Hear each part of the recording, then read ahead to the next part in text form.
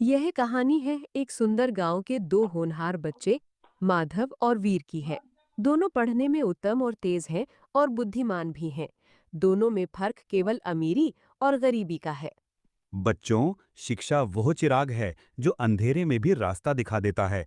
शिक्षा अमूल्य धन है और शिक्षक इसको सभी में समान बांटता है, क्योंकि शिक्षक सभी बच्चों को समान मानता है। एक दिन जब मास्टर जी बच्चों को पढ़ाने स्कूल जा रहे थे, तभी गांव की चौपाल पर बैठे वीर के अमीर पिता ने कहा। मास्टर जी, इन किताबों से पेट नहीं भरता। पेट भरने के लिए तो पैसा चाहिए होता है। और मैं तो अपने बेटे वीर को अपनी दुकान पर बिठाऊंगा और बड़ा व्यापारी बनाऊंगा। हरीलाल जी, किताबों से पेट नहीं भरता, पर ये पेट की भूख मिटाने का रास्ता दिखा सकती है। और फिर शिक्षा तो शेरनी के दूध के समान है, जो पिएगा वो दहाड़ेगा। वीर भी बड़ा होनहार बच्चा है। मास्टर जी इतनी बात कहकर वहां से जाने लगते हैं। तभी वीर के पिता महेश सेठ कहते हैं।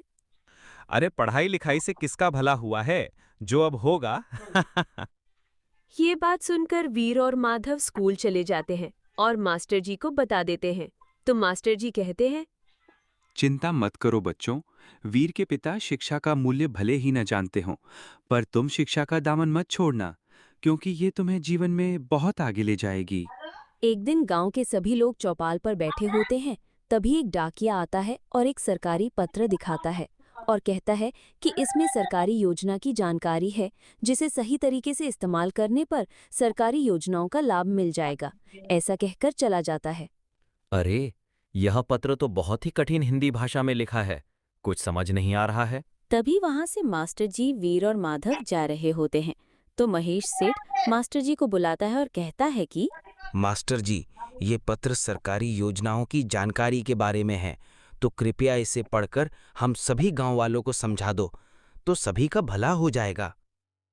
देखा, आज शिक्षा की जरूरत पड़ ही गई। लेकिन मैं ये पत्र अपने विद्यार्थियों से पढ़ाऊंगा। वीर और माधव, तुम दोनों ये पत्र पढ़ो और गांव वालों को समझाओ। मैं भी देखूं कि मैंने पढ़ाया कितना याद है तुम दोनों को। जी मास्टर जी, ये पत्र गांव की पुरानी नहर का पुनर्निर्माण और जो किसान पुरानी नहर से वंचित है, उनको भी इस नहर का और विस्तार कर जोड़ा जाए और लाभ दिया जाए।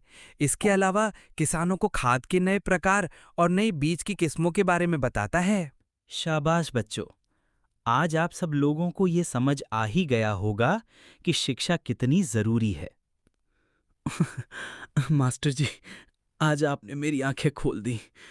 मैं पढ़ाई लिखाई को बेकार मानता था, पर आपकी बात से और आज की इस घटना से मुझे पढ़ाई का मूल्य समझ आ गया। महेश सेठ के इतना कहने पर सभी गांव वाले भी मास्टर जी की तारीफ करते हुए प्रसन्नता से तालियां बजाते हैं।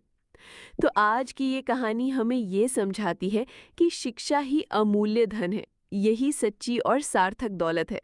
सभी को पढ़ाई करना बहुत जरूरी है। कहानी पसंद आए तो लाइक करें, चैनल को सब्सक्राइब जरूर करें।